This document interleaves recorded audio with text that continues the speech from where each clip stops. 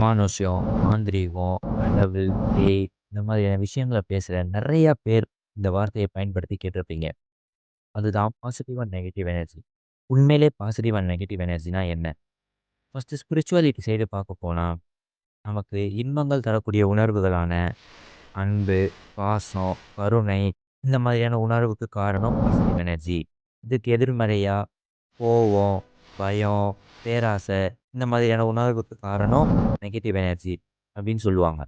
உண்மையிலேயே positive and negative எனர்ஜினா, சயின்டிஸ்ட்டும், மேத்தமெட்டிஷியன்ஸும் அவங்க calculation புரியணுன்றதுக்காகவும், ஈஸியா இருக்கணுன்றதுக்காகவும் கொண்டு வந்த வார்த்தைகள் தான் பாசிட்டிவ் அண்ட் நெகட்டிவ் எனர்ஜி.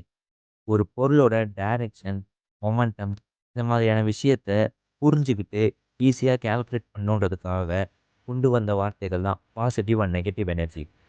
இத வார்த்தைய மட்டுமே புரிஞ்சுகிட்ட நெறைய பேரு, நேரடியாகவும், மறைமுகமாகவும் அந்த அரசியல் தான் இப்போ இதுவரைக்கும் கொண்டு வந்து நிப்பாட்டியிருக்கு நம்மள.